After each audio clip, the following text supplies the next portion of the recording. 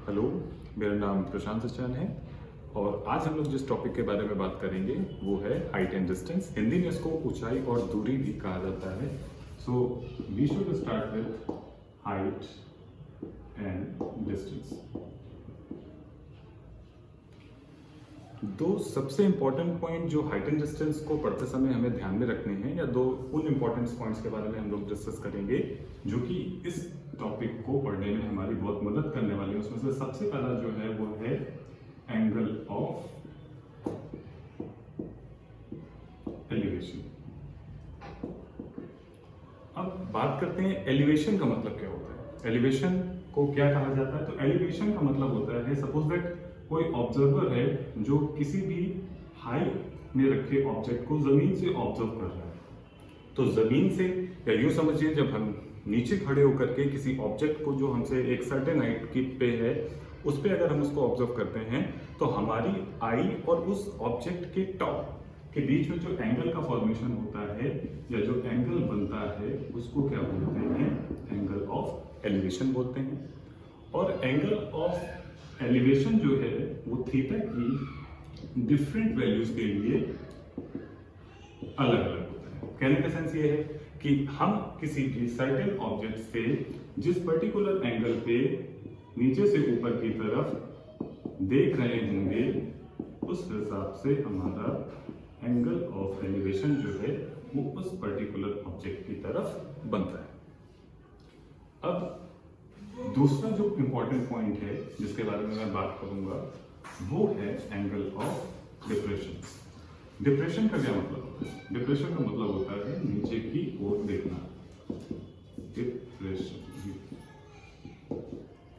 जब कभी कोई ऑब्जेक्ट जो है जो कि एक सर्टेन हाइट पे है, सपोज दैट यहाँ पर कोई पर्सन ये खड़ा हुआ है अपने घर की छत पर और किसी भी ऑब्जेक्ट को जो कि जमीन पे है, या सपोज करिए उसका एक फ्रेंड भी जो है उससे मिलने के लिए आया हुआ है, तो अपनी छत से जब उस ऑब्जर्वर को ऑब्जर्व करेगा तो उसकी एंगल जो है वो एंगल ऑफ डिप्रेशन बनता है। कहने का सेंस क्या है, यहाँ पर उसकी आई जो है उसके हिसाब से अगर हम देखें तो ये अल्टरनेट एंगल्स होते हैं और ये एंगल्स जो है वो एंगल ऑफ डिप्रेशन को क्या करते हैं, इंडिकेट करते हैं। इसकी भी वैल्यू जो है वो पर्सन बी की पोजीशन के हिसाब से अलग अलग हो सकती है। फॉर एन एग्जांपल, अगर हम लोग बात करते हैं एक न्यूमेरिकल ले लेते हैं। सपोज करिए कि कोई ऑब्जेक्ट जो है वो एक सर्टेन हाइट पे खड़ा हुआ है and a person which is observing that object makes an angle 30 degree with the top of the vertical height, we should say it a building also। ठीक है। और सबसे इंपॉर्टेंट चीज क्या है कि यहाँ पर आपको दे रखा है कि इसके बीच की डिस्टेंस सपोज करिए 50 मीटर है। आपसे क्वेश्चन ये दिया जाएगा कि इस बिल्डिंग की या इस टावर की हाइट क्या है। So it's a very simple formula. Here यहाँ पर एक ट्राइंगल हमें दिखाई दे रहा है जो कि है ABC। एंगल बी पे ये क्या है, राइट एंगल है, यानी कि 90 डिग्री दे रखा है।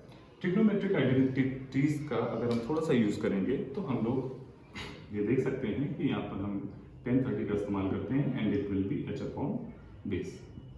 अगर हम इसको थोड़ा सा कैलकुलेट करते हैं तो हाइट जो है वो आ जाएगा 50 इंटू tan 30। एंड जो भी हाइट एंड डिस्टेंस पढ़ रहे हैं उनको ट्रिग्नोमेट्री की बेसिक टेबल का नॉलेज होना यहाँ पर बहुत ज़रूरी है। यहाँ पर बेसिक टेबल्स को आपको अगर याद है तो आप tan 30 की वैल्यू जो है वो पुट करेंगे। So tan 30 will be 1 upon root 3। Now you should calculate this and get the desirable answer. तो हमारा आंसर जो है वो यहाँ पर 50 अपॉन रूट 3 मीटर्स निकल करके आता है।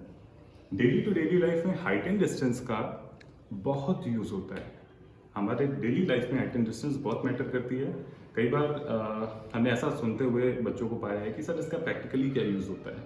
तो प्रैक्टिकली जब भी कभी हम किसी भी जगह पर या किसी भी ऑब्जर्व को या किसी भी ऑब्जेक्ट को जिसको हम ऑब्जर्व कर रहे हैं वो हमसे छोटा है बड़ा है, तो हमारी आई और उस ऑब्जेक्ट के बीच में बनने वाले एंगल्स के बेसिस पे हम अपनी डिस्टेंस, उस ऑब्जेक्ट की हाइट को बहुत अच्छे से या एक्यूरेटली मेजर कर सकते हैं।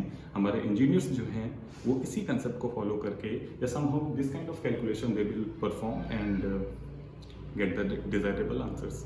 Thank you.